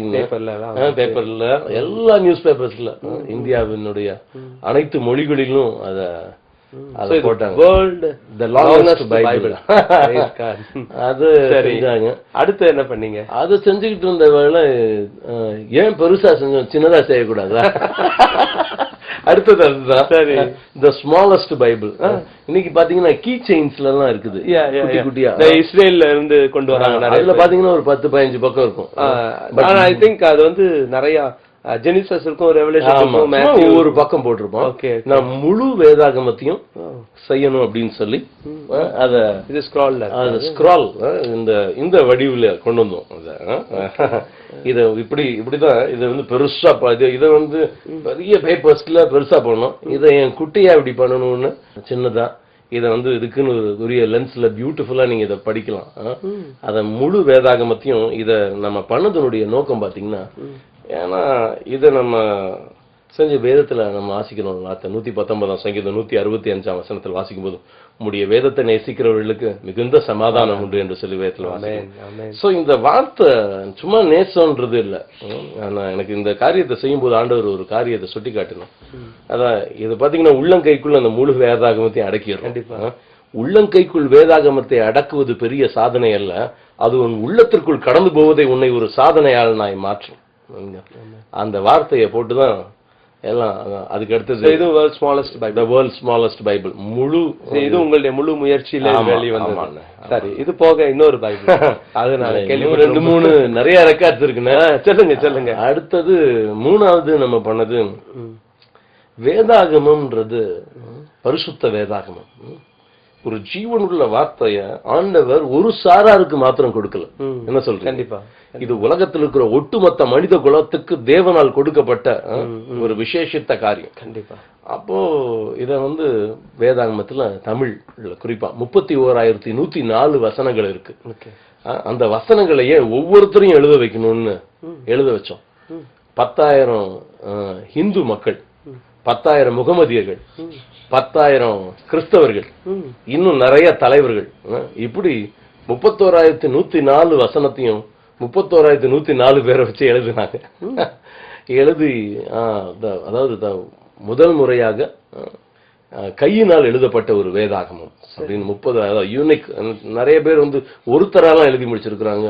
ஆனா இது வந்து ஒவ்வொருத்தருமே ஒவ்வொரு வார்த்தை எழுதி, என் வார்த்தை வெறுமையாய் போய் அது வெறுமையாய் திரும்பாது, அது விரும்பினதை செய்து முடிக்கும். நிறைய பேருடைய லைஃப்ல அது செஞ்சு முடிச்சது. நிறைய பேர் எழுதினாங்க. அந்த வார்த்தைகளினால தொடப்பட்டு ஆண்டவரை சொந்த ரட்சகராக ஏற்றுக்கொண்டார்கள். எங்களுடைய பகுதிகளில் ஒரு சின்ன காரியத்தை எல்லாம் சொன்னேன் நான். இதை போல உங்களுடைய பகுதிகளில் இந்த ரெக்கார்ட்ல எல்லாருமே பார்ட்டிசிபேட் பண்ணணும். உங்க தெருவில் எவ்வளவோ பேர் இருப்பாங்க. இங்கதான் சபை இருக்கும், ஆனா நிறைய பேரை யாருன்னே தெரியாது. ஆனா அவங்கள்ட்ட எல்லாம் போங்க. கையில எழுதின பைபிள் நீங்க அப்புறம் இதை வச்சிருக்கீங்க. அப்புறம் வேற என்ன சாதனை செஞ்சீங்க? இது பண்ணி முடிச்சேன்னு. ஏன்னா எல்லா ஜனங்களும் எழுதி அதன் மூலமா பயன் அனுபவிச்சாங்க. ஸோ அந்த சூழ்நிலைகள்ல நிறைய கிராமங்களில் போய் ஆண்டவருடைய வார்த்தைகளை சொல்றோம். சரி, பட்டணத்தின் தலை சிறந்த தலைவர்களை குறிச்ச ஒரு பெரிய பாரத்தை ஆண்டவர் கொடுத்தார். ஸோ அவங்க கிட்ட நான் எப்படி போறது? உலகிலேயே உலக தலைவர்களால் எழுதப்படுகிற கையெழுத்து வேதாகமம் என்கிற ஒரு காரியத்தை ஆண்டவர் செய்யும்படியா சொன்னார். ஸோ அவங்களுக்கெல்லாம் யார் போய் சொல்லுவா? ஆனால் அவங்கள போய் ஒவ்வொரு தலைவரையா சந்திச்சோம். Chief ministers, governors, IAS IPS officers, sports personalities, இன்னும் பெரிய business magnates, media personalities, actor and actresses, அநேகர் ஆயிரமானவர்களா அவங்க இருக்கிற இடத்துல போய் சந்திச்சு அவங்க கைப்பட ஒரு வசனத்தை எழுத சொல்லணும். அவங்க விருப்பமான வசனங்கள் இல்ல, நம்ம சொல்லுகிற வார்த்தைய எழுதுவாங்க. சோ அப்படி ஒவ்வொருத்தரையும் எழுத வச்சோம். அநேகர் தலைவர்கள் ஆண்டவரை அறிந்திருக்கிறாங்க. அநேகருக்கு இவருடைய அன்பு தெரியாம இருந்தவங்க தெரிந்து கொண்டாங்க. அநேகர் உன்னதமான சாட்சிகளை தேவன் எழுப்பினார். நிறைய முனிசிபல் கவுன்சிலர்ஸ் அவர்களுக்கு நம்மளாம் சபையா ஜெபிக்கிறோம். ஏன்னா இன்னைக்கு இருக்கிற நம்ம அரசியல் தலைவர்கள் நல்லா இருக்கணும், அவங்க நேர்மையா திறமையா ஆட்சி செய்யணும் அப்படின்னு நம்ம ஜெபிக்கிறோம் இல்லைங்களா? நம்ம கடமை அதை செய்யறோம். அப்போ நான் உங்களுக்கு காலையில வீடை தட்டி சொல்லுவேன், நாங்களாம் உங்களுக்காக ஜெபிக்கிறோம், நீங்க நல்லா இருக்கணும். அதுதான் நம்ம சொல்லி அவர்களுக்கு வாழ்த்தி ஒரு வேதாகமத்தையும் பரிசா கொடுத்துட்டு அப்படி தலைவர்களை எழுத வச்சுக்கிட்டு இருக்கிறேன். ரொம்ப சந்தோஷம். இந்த கிறிஸ்துமஸ் டைம்ல நிறைய கலக்குறீங்கன்னு கேள்விப்பட்டேன், அதை பற்றி கொஞ்சம் சொல்லுங்க. கிறிஸ்துமஸ் தாத்தாக்கள்னாலே எல்லாருக்கும் ரொம்ப பிடிக்கும். அதனால திடீர்னு ஒரு நாள் அதையும் ஆண்டவர் செய்யும்படியா சொன்னார். 250 பேர் கிறிஸ்துமஸ் தாத்தாக்களாக வேடம் அணிந்து உலகத்துல எங்கெங்கயோ பாத்துக்கிட்டு இருக்கிறோம். பிற நாடுகள் எல்லாம் ஆயிரமா பண்றாங்க. ஏன் இங்க நம்ம 100கணக்கில் பண்ணக்கூடாது? It was a Limca record கடந்த ஆண்டு. 250 கிறிஸ்துமஸ் தாத்தாக்கள் ஒரே மேடையில். என்ன செய்வீங்க? ஒன்றும் இல்லைன்னா ஒவ்வொரு பகுதியில போய் நம்ம ஆண்டவருடைய வார்த்தை அடங்கிய ஒரு ட்ராக்ட் அண்ட் நல்ல ஒரு சாக்லேட் எல்லா ஜனங்களும் கொடுத்து ஜீசஸ் லவ்ஸ் யூ, இயேசு உங்களை நேசிக்கிறான்னு அவங்க கையில கொடுத்துட்டு, ஆமா அவ்வளவுதாங்க. 2 லட்சம் எனக்கு என்ன பிரதிகள் அப்படி செய்து ஜனங்களுக்கு எல்லாம் எல்லா பகுதிகளை கொடுத்துக்கிட்டு நிறைய பைபிள் சம்பந்தப்பட்ட காரியங்கள் சாதனைகளே உங்க இங்க வந்து ரொம்ப ஈடுபாடா இருக்குங்க. இதுக்கு என்ன ரீசன்? இதுக்கு இப்போ பெரிய ரீசனா? இது பெரிய பின்னணி உண்டா இதுக்கு? இல்ல, இது சில காரியங்கள் ஆண்டவருடைய பாத்துல இருக்கும்போது தெளிவா சொன்னது ஒரு பக்கம். ஆனா எங்களுடைய தொடர்ந்து என் வாழ்க்கையில நான் போன பாதைகள், அந்த பாதையை தான் நான் எதிர்பார்க்கிறேன். சரி, நிறைய longest Bible, largest Bible, smallest Bible, hand return Bible நிறைய சாதனை செஞ்சீங்க. சரி, நான் எனக்கு என்ன யோசிக்கிறேன்னா, இவ்வளோ சாதனை செய்து நிறைய பேருக்குடைய கேள்வி, ஒருவேளை எனக்கு நிறைய விஷயங்கள் உங்களை பற்றி அறிந்திருந்தாலும் இப்போ ஃபேமிலி சிச்சுவேஷன்லாம் ரொம்ப ஈஸியா ஸ்மூத்தா போச்சோ, அதனாலதான் வந்து உங்களுக்கு வந்து இப்படிலாம் சாதிக்க டைம் கிடைச்சதோ அப்படின்னு நினைப்பாங்க. அதை பற்றியும் உங்களுடைய ஃபேமிலியை பற்றியும் நீங்க சொல்லிட்டா பிரயோஜனமா இருக்கும். கண்டிப்பாங்க. ஒரு பக்கம் சாதனைகள், ஆனா ஒரு பக்கம் போராட்டங்கள், வேதனைகள். எனக்கு திருமணம் ஆகி 6 வருஷங்களா குழந்தை பாக்கியம் இல்லை. உங்களுக்கு நல்லா தெரியும், நம்ம ஊர்ல பேச்சு 1 வருஷம் ஆனே ஏப்பா என்னப்பா ஏதாவது புழு பூச்சி இருக்கா, ஆண்டவர் நிச்சயமா செய்வார் அப்படின்னு சொன்னாலும், தேவன் நிச்சயமா எங்களுடைய வாழ்க்கையில் அற்புதம் செய்வான்னு சொன்னாலும், உள்ளுக்குள்ள ஒரு சின்ன பெயின், வேதனை. தேவன் ஜெபத்தை கேட்கிறவர். எத்தனையோ பரிசுத்தவான்களுடைய ஜெபம். தேவன் எங்களுக்கு 7வது ஆண்டில தேவன் உங்களுக்கு ஒரு ஆண் குழந்தையை தந்தார். நாங்க எடுத்தது 2 மெடிசன் தானே. ஆனா மருந்து மாத்திரைக்கு நான் விரோதி இல்லை. ஆனா துதி ஜெபம், நாங்க ஒவ்வொரு நாளும் படுக்கைக்கு போவதற்கு முன்பாக நானும் என் மனைவியும் கைப்பிடிச்சு ஜெபிச்சோம். தேவன் எங்களுக்கு ஒரு ஆண் குழந்தையை தந்தார். அதனாலதான் அவனுக்கு பேர் ஜூடா, ஜுரேயா பென்ஹர் அவனுடைய பேர். துதி என்பதாக அர்த்தம் அல்லவா? அந்த பெயர் கொடுத்தோம். ரொம்ப சந்தோஷம் பட்டோம். ஆனா அந்த சந்தோஷம் ரொம்ப நீடிக்கலன்னு. 4வது நாள் எனக்கு ஆஸ்பத்திரில இருந்து ஒரு தொலைபேசி வந்தது. இன்னும் 1 மணி நேரத்துல உங்க குழந்தை இறந்து போயிடுவான், நீங்க வந்துருங்கன்னு சொல்லி. நம்ம ஊரு டிராபிக் தெரியும், நாங்க இருக்கிறது குரோம்பேட்ல. என் புள்ள அட்மிட் பண்ண ஹாஸ்பிட்டல் புரசவாக்கம் பகுதிகளில் ஒரு ஹாஸ்பிட்டல்ல. ஆனா அந்த ஆஸ்பத்திரிக்குள்ள நான் போவதற்கு முன்பாக என் குழந்தையனுடைய நிலைமை ரொம்ப மோசமாய் போயிட்டு அவனை நுங்கம்பாக்கத்தில் இருக்கக்கூடிய சைல்ட் ட்ரஸ்ட்ல அவனை கொண்டு போனாங்க. என்ன அங்க டாக்டர்கள் சொல்லும்போது சொன்னாங்க, அவனுடைய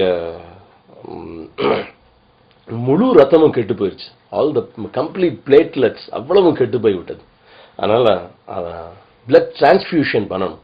அதனால 4 நாள் குழந்தையுடைய இருதயம் தாங்குமா தாங்காந்தான்னு தெரியாது, பெட்டர் நீங்க கையெழுத்து போட்டுடுங்கன்னு சொன்னாங்க.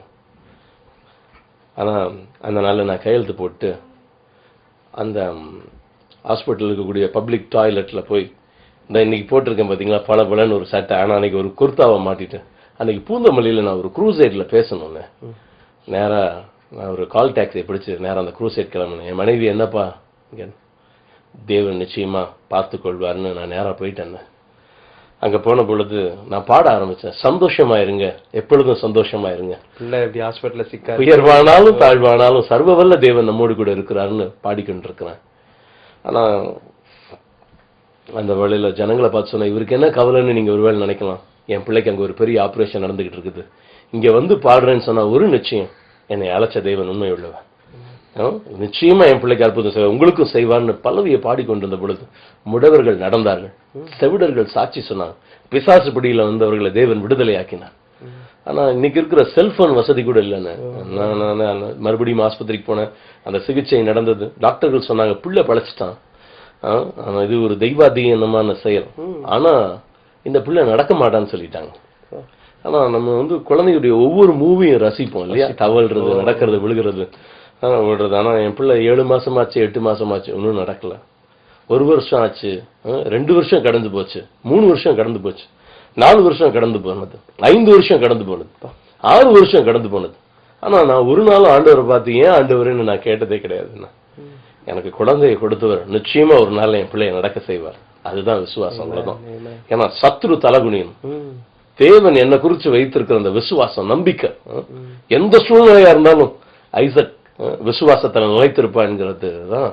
அந்த ஒரு விசுவாசத்தில் இருந்தோம். கடந்த ஜனவரி மாசம் 4ஆம் தேதி அன்றைக்கு தாம்பரம் பகுதியில் ஊழியம் செஞ்சுட்டு பைக்ல வந்துகிட்டு இருக்கிறேன். என்னுடைய மாமனார் பிஷப் தயானந்தன் தொலைபேசியில வந்தாங்க. தம்பி யார் கையும் பிடிக்காம பிள்ளை தானா நடந்துகிட்டு இருக்கிறான்னு அவர்கள் சாட்சியை சொன்னாங்க. ஆமாங்க. 7வது விசை அந்த வேலைக்காரன் போன போது அவன் வந்து சொல்றான், உள்ளங்கை அளவுக்கு ஒரு சிறிய மேகம் இருக்குது, ஆனா ஒரு பெருமழையின் இறைச்சலின் சத்தத்தை கேட்டது போல ஒரு பெரிய ஆரவாரம் எங்க குடும்பத்துல. அவ்வளவு சந்தோஷம். தேவன் எங்களுக்கு பெரிய காரியங்களை செய்தார். அதே போல 2வது ஒரு ஆண் குழந்தை பிறந்தது.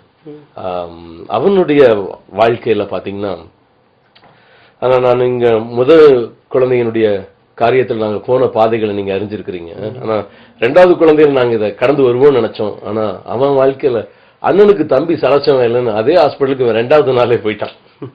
டாக்டர்கள் சொன்னாங்க, இந்தியாவிலேயே முதல் முறையா அந்த வியாதி வந்திருக்குது, தைரோசினிமியா ஹீமோக்ரோமோட்டோசிஸ். அது வரைக்கும் அந்த வியாதி பேரை கேள்விப்பட்டதில்லை. அமெரிக்கா, ஆஸ்திரேலியா அண்ட் இங்கிலாந்துல மாத்திரம்தான் இந்த வியாதி வந்த குழந்தைங்க பிறந்திருக்குது. அந்த குழந்தைங்க எல்லாம் 3 நாள்ல செத்து போயிருச்சு. நாளைய தினத்துல இந்த குழந்தை செத்துடுன்னு டாக்டர்கள் சொன்னாங்க. ஆனா ஒரு மாபெரும் விசுவாசத்தை ஆண்டவர் கொடுத்திருந்தாரு. அந்த வேளையில விசுவாசத்தோடு அநேகர் ஜெபிச்சுக்கிட்டு இருக்கிறாங்க. உங்களுக்கு நல்லா தெரியும், நான் நுங்கம்பாக்கத்திலிருந்து தினந்தோறும் உங்களுடைய வீட்டுக்கு தான் நான் வருவேன். வந்து எத்தனையோ பரிசுத்தவான்களுடைய காரியங்கள், ஆறுதல், நீங்கெல்லாம் எல்லாரும் நின்ன காரியம். ஆனா என் குழந்தையோடு கூட 30 குழந்தைங்க அட்மிட் பண்ணப்பட்டிருந்தாங்க. 31 குழந்தைங்களா இவனும் இருந்தாங்க. தெலுங்கு பீப்புள், மார்வாடி, சௌராஷ்டிரியன்ஸ், பிராமின்ஸ், அது சங்கராச்சாரியாருடைய ஹாஸ்பிட்டல், அவருடைய டிவோட்டிஸ் உடைய குழந்தைங்க, கோடம்பாக்கம் பூஜாரியுடைய குழந்தை, எல்லாம் நியூ பார்ன், பிறந்த ஒரு சில வாரங்கள், 1-2 வாரங்கள் இருக்கக்கூடிய குழந்தைங்களோட ஒவ்வொன்றுக்கும் ஒவ்வொரு விதமான வியாதிகள். தேவனிடத்துல நான் ஒரே ஒரு விண்ணப்பம் பண்ணேன், என் குழந்தைய நீங்க வெளியே கொண்டு வருவீங்கன்னு தெரியும் சுவாமி, ஆனா அதுக்கு முன்னாடி இங்க இருக்க எல்லா குழந்தையும் டிஸ்சார்ஜ் ஆகணும்னு ஆண்டவர்கிட்ட ஒரு விசேஷத்தை பிரார்த்தனை எடுத்தேன். ஆனா அந்த வேளையில தேவன் அற்புதமா 18வது நாள் முன்பாக எல்லா குழந்தையும் டிஸ்சார்ஜ் ஆகும்படியா கிருபை தந்தார். ஆமா. அப்போ அந்த மார்வாடி அம்மாவை பார்த்து கேட்டேன், 4 சைஸ்ல இருதயத்துல ஓட்ட இருக்கேன்னு சொன்னீங்களேம்மா. அந்த அம்மா சொன்னாங்க, என்னமோ ஒரு சதை வந்து அந்த இடத்த அடைச்சிருக்குன்னு இப்ப டாக்டர் சொல்றாங்க. தேவனுடைய கிரியை அநேகர் ஆண்டவரை ஏற்றுக்கொண்டார்கள், ஆண்டவராக இயேசு கிறிஸ்துவை அறிந்து கொண்டார்கள். அதுக்காகத்தான் என்னவோ தெரியல, 19வது நாள் என் பிள்ளையினுடைய சரீரத்துல ஒரு மாபெரும் மாறுதல். அவனுக்கு லிவர்ல பெரியவங்களுக்குலாம் 10 மாலிக்யூல்ஸ் ஆஃப் அயன் தான் இருக்கும். ஆனா என் பிள்ளைக்கு பிறந்த 2வது நாள்ல 2 lakhs ஆஃப் அயன் மாலிக்யூல்ஸ், 2 லட்சம் அது ரெசிடியூவா தங்கி லிவரி ஆல்மோஸ்ட் அரிச்சிருச்சுன்னு சொல்லிட்டாங்க. அப்படிப்பட்ட சூழ்நிலை இருந்தவன் less than 50க்கு வந்தது. 19வது நாள் வர ஆரம்பித்தது. டாக்டர்கள்லாம் அவனை சுத்தி ஒரு 50 டாக்டர்ஸ் அவனுக்காக அவனோட எப்படி இந்த பிள்ளை இங்க பிழைச்சது அப்படின்னு சொல்லி ஒரு தீவிர ஆய்வு. தலை சிறந்த சாதனங்கள் இருக்கிற தேசங்கள் எல்லாம் குழந்தைங்க செத்து போச்சு, இங்க 19வது நாள் இவனுக்கு கொடுத்த மருந்து மாத்திரைகளை இனிமே இப்படிப்பட்ட வியாதி வந்த குழந்தைங்களுக்கு கொடுக்கலாமா அப்படின்னு ஒரு பெரிய ஆராய்ச்சி நடந்தது. ஆனா கடைசியில அவங்க ஒரு முடிவு எடுத்தாங்க, இட்ஸ் அ ப்ராபபிலிட்டி, எல்லா குழந்தையும் பிழைக்கும் பிழைக்காதுன்னு சொல்ல முடியாது. 3 நாள்ல செத்து போன குழந்தைங்களுக்கு கொடுத்த மெடிசனை தான் இவனுக்கு கொடுத்துருக்கிறோம். அப்போ இவன் எப்படி பிழைச்சான்? அப்போ இவனுடைய ரிப்போர்ட்ல கடைசியா என்ன, இதை எப்படி க்ளோஸ் பண்றது, கடைசியில் எழுதுனாங்க, கான்ஸ்டன்ட் ப்ரேயர் அந்த divine power, the child was recovered, it's medically a miracle அப்படின்னு அவங்க தான் அந்த ஃபைலை க்ளோஸ் பண்ணியிருக்கிறாங்க. தொடர் ஜபமும் தேவனுடைய தொடுதல் தான் இந்த பிள்ளை உயிரோடு கூட இருக்கிறான். இது மருத்துவ சரித்திரத்துல ஒரு அதிசயம். அதனாலதான் என் பிள்ளைக்கு ஜெரமையா மிராக்கல்னு பேர் வைத்தோம். மிராக்கல், இது அதிசயம். ஆனா எனக்கு செய்தவர் இந்த நிகழ்ச்சியை பார்க்கிற ஒவ்வொரு குடும்பத்துக்கும் செய்வார். அதிசயங்களை செய்கிறவர். I will do mighty miracles for you. அந்த இப்படிதான் இந்த எப்படிப்பட்ட கடினமான சூழ்நிலை. என் மனைவியினுடைய கண்கள்ல நான் கண்ணீரை பார்த்ததே இல்லை. ஆனா 2வது குழந்தைக்கு நாங்கள் போன பாதையின் வழியாக போன போது கண்களை தாரை தாரையாக கண்ணீர் வடித்தான். அவ்வளவு வேதனை. மனுஷனும் முகத்தை பார்க்கிறான், ஆனா தேவன் நம்முடைய இருதயத்தை பார்க்கிறவர். ஆனா எங்க கண்ணீரை துடைச்சவர் இந்த நிகழ்ச்சியை பார்க்கிற ஒவ்வொருடைய கண்ணீரையும் துடைப்பாருன்னு விசுவாசிக்கிறேன். கண்டிப்பா கண்டிப்பா. இப்படிதான் எங்களுடைய குடும்ப இவ்வளோ ஒரு நெருக்கமான நிலைமையில, இவ்வளோ ஒரு பயங்கரமான வேதனையான சூழ்நிலையிலையும் ஆண்டவருக்கென்று சொல்லி நீங்க செய்து கொண்டிருக்கிற காரியங்கள், விசேஷமா உங்களுடைய மினிஸ்ட்ரியில எனக்கு ரொம்ப பிடிச்ச விஷயம் என்னன்னா, நிறைய பேர் இன்னைக்கு பொதுவா எடுத்துக்கிட்டா வாலிபர்கள் இன்னைக்கு அநேகர் வசனம் இல்லாததுனாலதான் அவங்க தறிக்கட்டு போறாங்க. ஆமா, ஈவன் வசனத்தை இன்னைக்கு படிக்க வைக்கிறதுக்கும் ஒரு காலத்துலலாம் சொல்லுவாங்க, படிச்சாதான் சாப்பாடு, படிச்சிடணும், சண்டே பைபிள் கைமா இருக்கணும். இப்ப அதெல்லாம் நம்ம பார்க்கவே முடியல. அப்படிப்பட்ட சூழ்நிலை நம்ம பார்க்க முடியல. ஸோ அதன் மத்தியில நீங்க வந்து எல்லாருக்கும் இந்த பைபிள் குவிஸ் நடத்துறீங்க பாருங்க. அது வந்து ஒரு பெரிய, அது எனக்கெல்லாம் என்னெல்லாம் பொறுத்த வரைக்கும் அது வந்து தேவையான must thing for our Christian youth. So நீங்க அதை செஞ்சிட்டு இருக்கிறீங்க. ஸோ அதை பற்றி நீங்க ஒரு 2 வார்த்தை நீங்க சொல்லுங்க. ஆரம்பத்துல நான் வேதாகமத்தோடய உட்கார்ந்துருப்பேன். கேள்விகளை எழுதி எழுதி நானே ஆன்சர் எழுதுவேன். சரி, அப்படியே எழுதி ஒரு 3 லட்சம் கேள்விக்கு மேல ப்ரிப்பேர் பண்ணேன். எல்லாம் எங்க சபைக்கு மாத்திரம் இல்ல, ஒவ்வொரு ஜனமும் இதனால உபயோகப்படணும், பிரயோஜனப்படணும் அப்படின்னு சொல்லி ஒவ்வொரு புத்தகத்திலிருந்து அதுல இருந்து மாத்திரம் கேள்விகள் எடுத்து பார்த்து எழுத சொல்லுவேன். வீட்டுல உட்காந்து பார்க்காம எழுதுனா தானே யோசிப்பாங்க, பார்த்தாவது எழுதுங்கன்னு சொல்லி எழுத வச்சோம். அநேக டெஸ்டிமனிஸ் இன்னைக்கு எழுமினாங்க. ஏன்னா எத்தனையோ காரியங்களை சொல்லலாம். ஒரு குடும்பத்தாரெல்லாம் அந்த போதவரிடம் போய் சொல்லியிருக்கிறாங்க, வீட்டுல வரும்போது நான் என்ன பிரச்சனையை சந்திப்பணும்னு வரும், ஆனா இப்ப என் குடும்பத்த நிலைமை தலைகீழா இருக்குது. ஏன்னா என் மனைவி வேதாகமத்தோட 20 வருஷத்துல என் மனைவி இப்படி பைபிள் படிச்சு நான் பார்த்ததே இல்லை. என் பிள்ளைங்களும் அவளுக்கு ஹெல்ப் பண்றாங்க. ஒரு ஹைகோர்ட் வக்கீல் அவர் போன் பண்றார், ஃபர்ஸ்ட் கொரிந்தியன்ஸ் நடத்திக்கிட்டு இருந்த வேலை அது.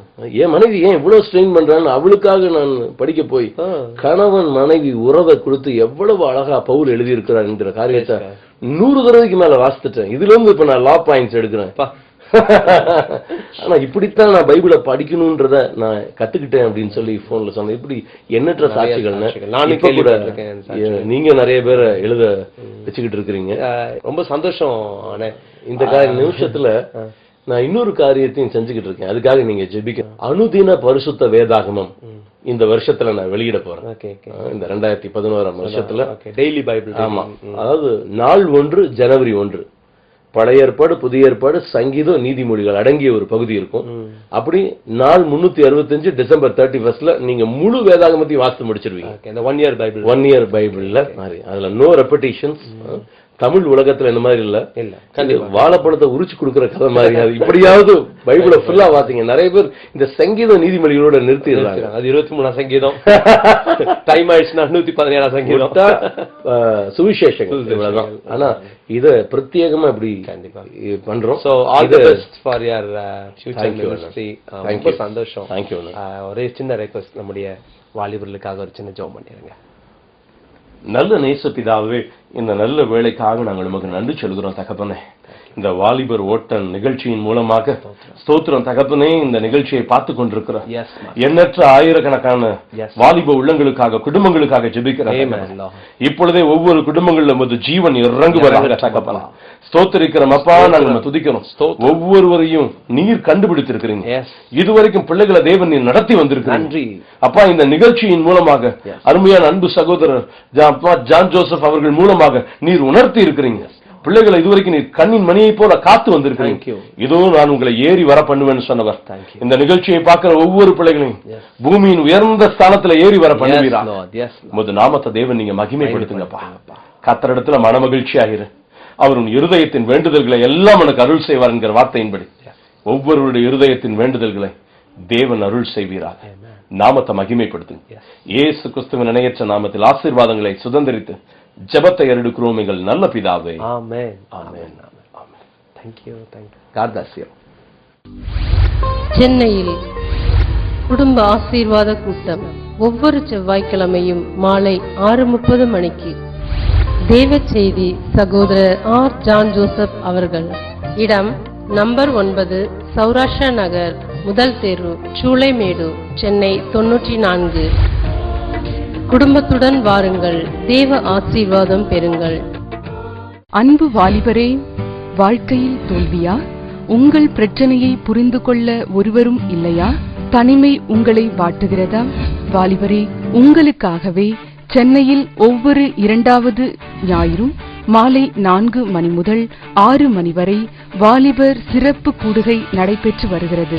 ஆம், சிறப்பு ஆராதனை, தனி ஆலோசனை நேரம், கலந்துரையாடல் மற்றும் பல சுவாரஸ்யமான நிகழ்ச்சிகள் உங்களுக்காகவே காத்திருக்கிறது.